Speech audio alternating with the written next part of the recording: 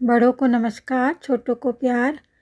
आज की वीडियो में आप देखेंगे रायपुर रेलवे स्टेशन का थोड़ा सा नज़ारा और रेलवे परिसर में स्थित सर्वधर्म हनुमान मंदिर।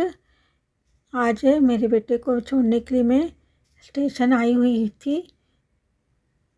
तो रेलवे स्टेशन जो है रायपुर का, वो छत्तीसगढ़ राज्य का सबसे बड़ा स्टेशन है। यह भारत के उन चुनिंदा रेलवे स्टेशन में से एक है जिसे भारतीय रेलवे द्वारा ग्रेड A1 दिया है और यह भारत में सबसे अधिक कमाई करने वाले रेलवे स्टेशनों में से एक है। यह स्टेशन हावड़ा, नागपुर, मुंबई रेलमार्ग पर स्थित प्रमुख स्टेशनों में से एक है। यह रायपुर विशाखापट्टनम शाखा रेलमार्ग का एक उद्गम स्थल भी है। रायपुर रेलवे स्टेशन दक्षिण पूर्व मध्य रेलवे का सबसे व्यस्त रेलवे स्टेशन है। रायपुर रेलवे स्टेशन के पास भारत का झंडा लगा हुआ है और सबसे मार्मिक दृश्य मुझे ये लगा कि वहाँ महिला कुली इतने भारी सूटकेस उठा रही थी कि पंजाबी फैमिली थी। तो महिला भी कितना मेहनत कर रही है हमारे भारत की, कोई मजबूरी रही होगी उसकी। तो मुझे तो सभी महिलाएं, चाहे किसी भी क्षेत्र में काम करती हूँ, चाहे यूट्यूब में करती हूँ, घर में बर्तन करती हूँ, झाड़ू, जो भी काम करती हूँ, उनकी कोई ना कोई मजबूरी होती है और उनके प्रति मुझे इज्जत भी लगती है कि वो अपने पैर पर खड़े रहने के लिए कितनी मेहनत करती है। तो मैं अपने सभी भाई बहनों को यही कहना चाहूँगी कि जो मेहनत से ऐसा काम करती है महिलाएं, उनके जो रेट होते हैं, चाहे सब्जी बेचने वाले ही क्यों ना हो, उनके रेट को ऐसा कम मत कराया करो। जो जितना मांगते हैं उतना दे देना चाहिए। मैं तो भाई को भी जितना मांगती दे देती हूँ और जो भी रहते हैं, बस सब्जी भाजी का तो रेट मैं कभी कम कराती भी नहीं हूँ।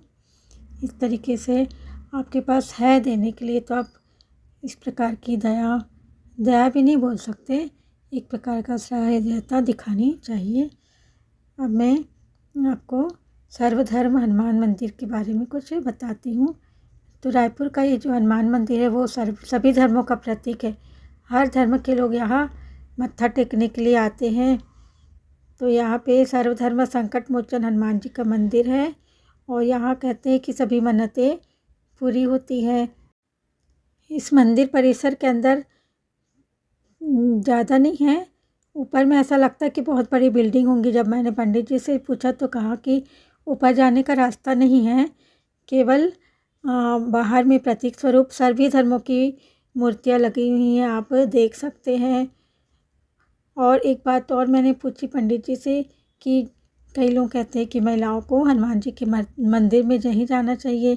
तो पंडित जी ने कहा नहीं, ऐसी कोई बात नहीं है, बस महिलाएं हनुमान जी की मूर्ति को स्पर्श न करें। आप तो यहाँ पे तो वैसे भी दीवार या एक रस्सी बंधी हुई है, तो आप तो बाहर से भी दर्शन कर सकते हैं। तो ये इनकी मुझे बहुत अच्छी बात लगी। हनुमान जी के ये जो मंदिर है, वहाँ सभी धर्मों के प्रतीक के चिन्ह हैं। हर धर्म और संप्रदाय के लोग यहाँ पूजा अर्चना करने आते हैं। इस मंदिर में हर धर्म के लोग मत्था टेकते हैं। शहरवासी से सांप्रदायिक सौहार्द के प्रतीक का मंदिर भी मानते हैं। 4 वर्ष पहले इसे तोड़ने की बात हो रही थी क्योंकि वो बीच रास्ते में आता है। जब रेलवे स्टेशन को बड़ा करना था तब इसे तोड़ने की बात हो रही थी, तो शहरवासी ने आंदोलन करके इसे तोड़ने से रोक लिया, बचा लिया इस मंदिर को।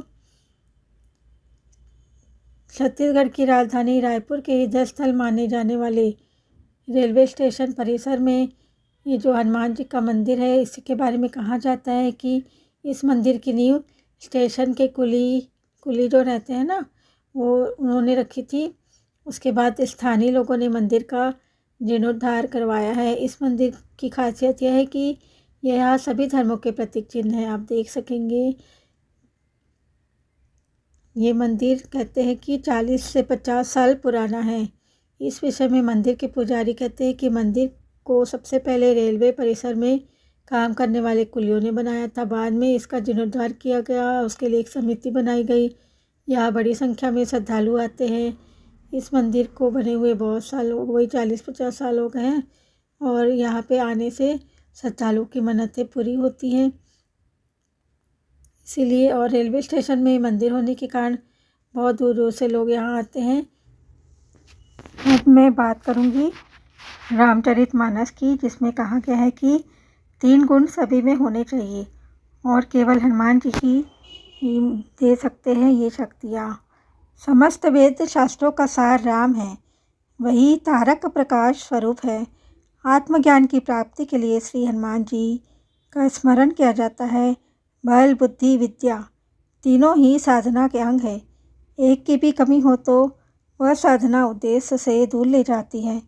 क्या आप जानते हैं हनुमान जी से इन तीनों को क्यों मांगा जाता है? पहला, बल। निर्बल कायर जातक साधना का अधिकारी नहीं है।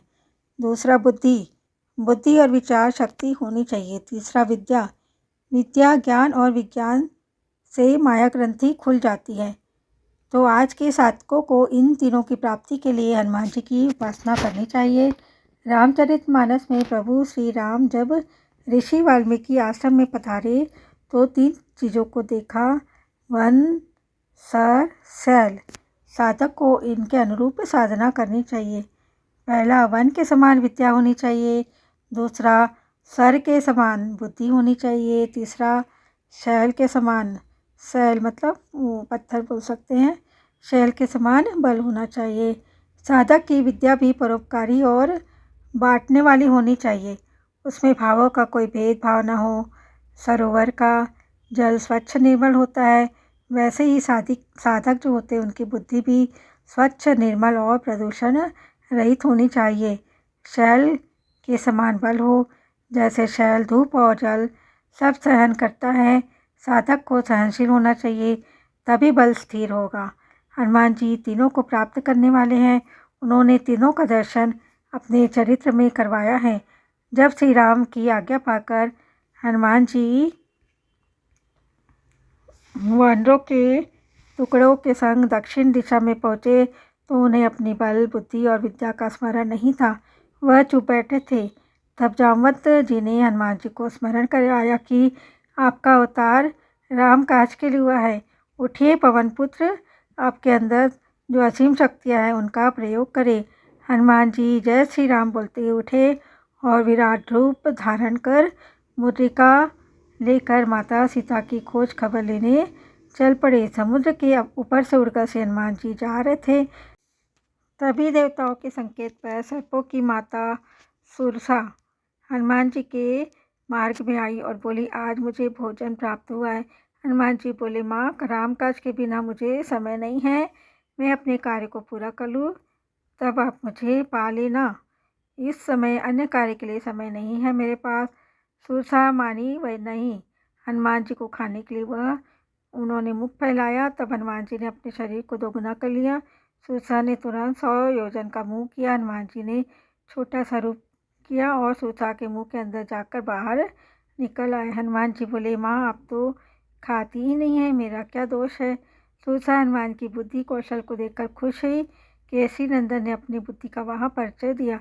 समुद्र के जल में एक सिहिका नामक राक्षसी रहती थी, जो आकाश में उड़ते पक्षियों को छाया के द्वारा पकड़कर खा लेती थी। हनुमान जी की छाया को उसने पकड़ा तो अपने बल से हनुमान जी ने उसका उद्धार किया।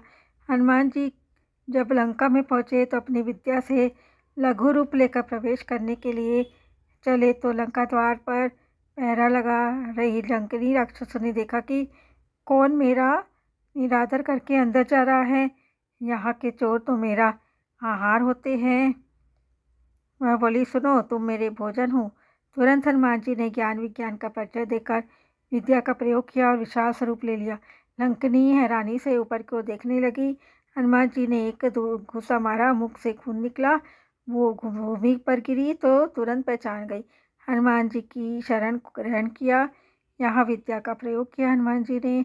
हनुमान जी बल, बुद्धि, विद्या की खान है। वही हमें वो प्रदान करते हैं जिससे हमारी माया की ग्रंथि खुल जाती है। श्री राम ने हनुमान जी को अपनी कला प्रदान की। इसी कला में हमारे कलेशों को दूर करे, विकार युक्त करे, विकास में समस्त प्राप्त पाते हैं उन्हें दूर करे। जय श्री हनुमान।